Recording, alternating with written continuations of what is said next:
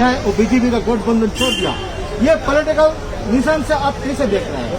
चलिए, सबसे पहले तो मीडिया के सभी साथियों को धन्यवाद, आप सबका स्वागत। ये थोड़ा नीचे रखिए। और आप सब लोग अभी तक कोविड से सुरक्षित रहें। मैं भगवान से ये प्रार्थना करूंगा आने वाले समय में भी इसी तरह जो है जन सेवा में आप लगे रहें और आप स्वस्थ रहें। और आपके माध्यम से हमारी सभी जनता को मैं एडवांस में दीपावली की शुभकामनाएं देता हूं। और आप सबको बहुत बेताबी से आज के दिन का इंतजार है, मैं समझ सकता हूं, क्योंकि काफ़ी फेरबदल जो है पॉलिटिकल सिनेरियो में, पर्टिकुलरली दार्जिलिंग नॉर्थ बंगाल में हुआ है और ये बात स्वाभाविक भी है। एक बात मैं आपको कहना चाहता हूँ, विमल दाजू और मेरा व्यक्तिगत संबंध बहुत अच्छा है और मैं उनकी और जीजीएम पार्टी की सभी कार्यकर्ता, उनके विस्थापित नेताओं की बहुत मन से इज्जत करता हूँ और मैं लगातार उनके संपर्क में भी हूँ। भले ही आज पॉलिटिकली वो टीएमसी को ज्वाइन किए हैं, उसके बावजूद भी क्योंकि वो भी गोरखा है और मेरे अंदर भी गोरखा का ही खून है, सो हम भले ही पॉलिटिकली अलग अलग दिखे लेकिन अंदर से एक हैं। अब टीएमसी को ज्वाइन करना विमल जी की और जीजीएम पार्टी की उनकी अपनी समझ और मजबूरी हो सकती है, इसका सही उत्तर तो वही देंगे। लेकिन इतना जरूर याद रखिए कि अभी इलेक्शन में बहुत समय है, 7 महीने का समय है और आने वाले समय में ऐसे बहुत सारे जो है फेरबदल भविष्य में भी देखने को मिल सकते हैं। और आज मुझे एक चीज का थोड़ा दुख है कि मैं हमेशा जीटीए को लोगों को कोसता था, उनको टोकता था सिर्फ इसलिए कि विनय जी और अनित थापा जी वो लोग ममता दीदी का साथ देते हैं और उसके कारण गोरखाओं का बहुत अहित और नुकसान हुआ है। लेकिन आज से मैंने ये तय किया है कि एटलीस्ट मैं अब जीटीए को कम से कम कभी नहीं कोसूंगा, क्योंकि ये मैंने देख लिया। मेरी पॉलिटिकल समझ बहुत थोड़ी है लेकिन मैंने देख लिया पॉलिटिक्स में सब कुछ संभव है। आप और हम सब कभी ये सोच ही नहीं सकते थे कि विमल जी बीजेपी को छोड़ करके टीएमसी का साथ दे सकते हैं, ऐसा मैं कभी सपने में भी नहीं सोच सकता था, लेकिन ये हुआ। और उसका कारण कहीं ना कहीं जो है जनता को ये बताने की कोशिश हो रही है कि बीजेपी ने अपने प्रोमिसेस पूरे नहीं किए। मैं आपको ये बात बताना चाहता हूँ, आज बीजेपी केंद्र में 6 साल से सत्ता में है और पिछले 5 साल के शासनकाल में क्या कुछ हुआ उसकी मुझे बहुत जानकारी नहीं है और मैं उस पर जानना नहीं चाहता। मैं सांसद बना 1.5 साल हुआ है और फरवरी तक, यानी जून में मेरी शपथ हुई, फरवरी मुझे 7-8 महीने मिले और इस 7-8 महीने में सिलीगुड़ी हो, तराई हो, डुवर्स हो, दार्जिलिंग हो, कालिम्पोंग हो, जितने हमारे मुद्दे, चाहे वो गोरखा समाज के हैं, हमारे आदरणीय साथी भी मेरे साथ ही हैं, चाहे राजवंशी के विषय हो, चाहे आदिवासी के विषय हो, हम सब ने पूरे नॉर्थ बंगाल के सब सांसद खड़े होकर के संसद भवन में हमारे सारे मुद्दे हमने रखने का प्रयास किया है। और कहीं न कहीं मैं आज कम से कम छाती ठोक के ये कह सकता हूँ कि जितनी मेरी समझ थी, जितना मैं पॉलिटिक्स को समझता था, उसके हिसाब से मैं अंदर से संतुष्ट हूँ कि मैंने अपना बेस्ट देने का प्रयास किया। अब देखिए क्या है कि आज बीजेपी एक ऐसी पार्टी है जो अपनी कमिटमेंट को ऑनर करती है। हम कभी नहीं सोच सकते थे 370 हट जाएगा, वो हटा। 500 साल से ज्यादा समय से राम मंदिर का मुद्दा चल रहा था, उसका भी समाधान निकला। ये कानून लागू हुआ और उसके कारण बहुत सारे जो है प्रताड़ित लोगों को अभी जो है उनको नागरिकता देने का काम भी हो रहा है। लेबर रिफॉर्म से लेकर के, यानी जो ऐसे विषय थे जिसको कोई हाथ नहीं लगाना चाहता था, बीजेपी उसके अंदर तक घुस करके और जो संकल्प पत्र में वादे किए थे वो सब पूरे किए। मैं अपनी जनता को ये आश्वासन देना चाहता हूँ, बीजेपी ने विशेष करके गोरखाओं के लिए जो 2 मुद्दे किए हैं, एक 11 जो एसटी जनजाति, उनको एसटी का स्टेटस देना और दूसरा बात स्थायी राजनीतिक समाधान ढूंढना। और जनता में भी कहीं न कहीं ये एक मन में, उनके मन में एक प्रश्न है जो स्वाभाविक है कि हम किस कारण बीजेपी को वोट दें। आप हमें रीजंस बताइए। सो मैं आपके माध्यम से अपनी जनता को ये आश्वासन देना चाहता हूँ, ये कहना चाहता हूँ कि चुनाव से पहले मैं वो रीजन आपको ला करके दूंगा, वो कारण मैं आपको ला करके दूंगा, जिसके बदौलत आप जो है बहुत आसानी से बड़े गर्व के साथ जो है बीजेपी को वोट दे सकते हैं। आप जो बात गोरखा और बीजेपी हमारा एक नेचुरल अलायंस है, क्योंकि हम भी एकदम कट्टर देशभक्त होते हैं जो वीर की तरह अपने देश के लिए अपना खून बहाते हैं और सरहद पे हम लोग जो है दुश्मन के साथ जो है हमेशा लड़ने के लिए तैयार रहते हैं। इसी तरह भारतीय जनता पार्टी एकमात्र ऐसी पॉलिटिकल पार्टी है जो नेशन फर्स्ट के नारे से, यानी हमारे लिए देश सर्वोपरि, उसके उस फिलोसफी पे जो काम करती है। सो एक हमारा और बीजेपी का एक नेचुरल अलायंस है, वो रहेगा, क्योंकि हमारा जो अलायंस है दार्जिलिंग हिल्स, तराई और डूवर्स की जनता के साथ है, वो कायम है। आने दिन में भी आप देखेंगे कि वो हमारा अलायंस जो है इसी तरह से रहेगा। और हम सबको ये जरूर दुख है कि विमल जी बीच रास्ते में हम सब छोड़ के गए हैं, लेकिन जैसा मैंने आपको पहले भी बताया कि अभी चुनाव में बहुत समय, मुझे लगता है बहुत सारे चेंजेस आने वाले समय में देखने को। तो आपको ये बात जो बताते हैं कि विमल गुरुंग को फिर बीजेपी के आने के लिए कोई संभावना की है? आपके बीजेपी को दौड़जा की विमल गुरुंग के लिए अभी तक खुला रहेंगे? देखिए, मैं आपको एक चीज बताऊं, मैं ऐसा चाहता हूं क्योंकि मैं खुद गोरखा हूं। मैंने देखा है 1.5 करोड़ हिंदुस्तानी गोरखाओं को जितनी जिस डिग्निटी के साथ जो इज्जत उनको मिलनी चाहिए थी, कहीं न कहीं वो नहीं मिलती। और भाजपा ने गोरखाओं की पहचान बढ़ाने का काम किया है। आज कल गृह मंत्री जी भी मतलब गोरखाओं को लेकर के उन्होंने भी अच्छी बात बोली। उन्होंने ये तक भी कहा, जब विमल जी के बारे में उनसे पूछा गया तो उन्होंने स्पष्ट कहा, विमल जी आज तक वो गोरखाओं के लिए लड़ते रहे और अभी भी वो गोरखाओं के लिए लड़ रहे हैं।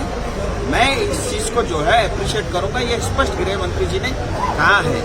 और देखिए, मैं चाहता हूं कि हम सब गोरखा भाई, चाहे किसी भी राजनीतिक पार्टी से हम लोग ताल्लुकात रखते हो, मैं चाहता हूं हम सब गोरखा एक हों और हमारे मुद्दे एक जैसे हैं।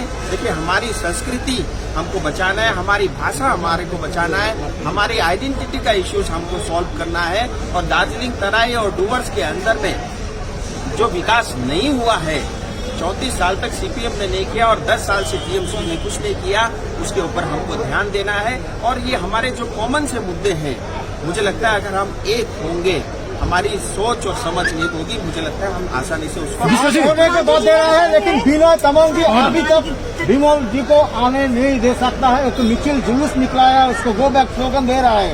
ये आप संसद बन के कैसे देखते हैं? गोरखा लोग बहुत सरल हृदय के होते हैं, बहुत इमोशनल, और कहीं न कहीं आज हमारे लोग टीएमसी की चातुकारी और उनका जो डिवाइड एंड रूल का जो सिस्टम है, उसको हम आज भी समझ नहीं पा रहे। आप मुझे एक बात बताइए, आज विमल जी ने टीएमसी ज्वाइन किया, वो कलकत्ता में है, और टीएमसी की प्रशासन विनय तामांग जी को विमल जी के विरुद्ध में नारे लगाना और इस कोविड पेंडेमिक के समय में जुलूस निकालने की इजाजत दे रही है, और वो टीएमसी ही करवा रही है।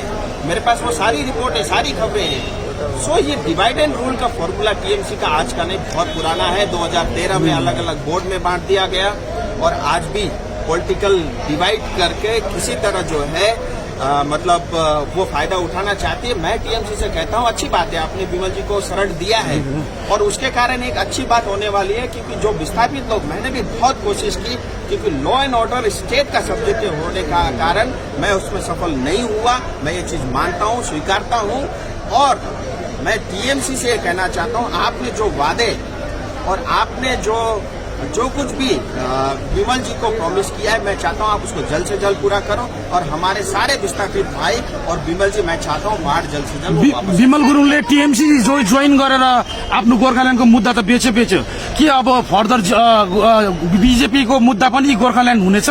देखिए, मैं आपको एक चीज स्पष्ट बताने चाह रहा हूँ कौन क्या कर रहा है, कौन क्या नहीं कर रहा है, मैं अभी इस पर ज्यादा नहीं जाऊंगा। मैं देखिए बीजेपी का एक कार्यकर्ता हूं और बीजेपी पार्टी ने मुझे सांसद बनाया है और मैं गोरखाओं के बीच में रहता हूं। मैं चाहता हूं जो गोरखाओं के मुद्दे हैं उसको मैं मरने नहीं दूंगा। और मैंने आपको पहले भी बताई, इसी चुनाव से पहले मैं आपको वो कारण दूंगा, मैं आपको वो रीजन दूंगा जिसके कारण बड़े गर्व के साथ हम बीजेपी को वोट देंगे। कल नवान्नों में मुख्यमंत्री के साथ बैठक, अमित थापा उसके साथ मीटिंग किस नजरिए से आप देख रहे हैं? साथ खेल रहे ताकि बार बार चुनाव के टाइम उसको निराश किया जाए, टर्न बाय टर्न। ऐसा तो नहीं है। देखिए मैं तो 1.5 साल से तो देख ही रहा हूँ। मैं जब भी आता हूँ पूछते हैं बीपीएस क्या है, 11 जाति क्या है, मैं हर बार तो बताता हूँ। तो हमारे लिए चुनावी मुद्दा नहीं है, लेकिन हाँ ये टीएमसी के लिए जरूर जो है उनका एजेंडा है, ये बात स्पष्ट हो जाती है। क्योंकि आप देखिए ना, हमने विमल जी के लिए कितना कोशिश किया उनको निकालने के लिए, लेकिन कभी वो बोलते थे नेपाल में है, कभी बोलते हैं विदेश में है, कभी उनके पीछे आईबी लगा देते थे, कभी उनके पीछे सीआईडी लगा देते थे। यानी वो तमाम कारण और उन्होंने जो है वो सब हथकंडे अपनाए जिसके कारण उनको प्रताड़ित किया जाए। ये तो टीएमसी ने किया है। और आज अगर वो विस्थापित है, क्या बीजेपी के कारण है? नहीं है, वो टीएमसी के कारण है। सो मैं देखिए, मैं इसलिए नहीं बोल रहा हूँ कि मैं बीजेपी का कार्यकर्ता हूँ। मुझे तो कहीं भी मतलब बीजेपी कहीं भी मुझे ऐसा नहीं दिखाई देता है कि उसकी कोई गलती है। और बीजेपी ने हमेशा गोरखाओं का साथ दिया है, हमारे इस क्षेत्र के लोगों का साथ दिया है। वो कल भी था, आज भी है और आने वाले समय में भी रहेगा। ये बात मैं आपको स्पष्ट कहना चाहता हूँ। क्या इतनी साल बाद में फिर क्यों गोरखा ने डिमांड उसको मारा? देखिए मैं आपको बता रहा हूँ, आप 2019 का मैनिफेस्टो देखिए। गोरखाओं की हमेशा से ये मांग रही है गोरखालैंड हो। भारतीय जनता पार्टी ने स्पष्ट कहा है 2019 में हम स्थायी राजनीतिक समाधान करेंगे। आप धैर्य रखिए, पेशेंस रखिए, समय आएगा आपको भी पता सर, चलेगा। नवान्नों में 3 तारीख को मुख्यमंत्री ममता बनर्जी के साथ अमित थापा और विनय तामंग की बैठक हुई है, किस नजरिए से देख रहे हैं? देखिए अब ये जो बैठक हुई है, मैं आपको पहले भी बता चुका हूँ, ममता दीदी ये डिवाइड एंड रूल पॉलिसी कर रही है। विमल जी के साथ अलग बैठक कर रही है, विनय जी और अनित थापा जी के साथ अलग बैठक कर रही है और ये विभाजन करना चाहती है। आप देखिए 2013 के बाद उन्होंने 16 बोर्ड बना करके गोरखाओं को अलग अलग जाति में बांटने का काम किया, वो सफल नहीं हुई।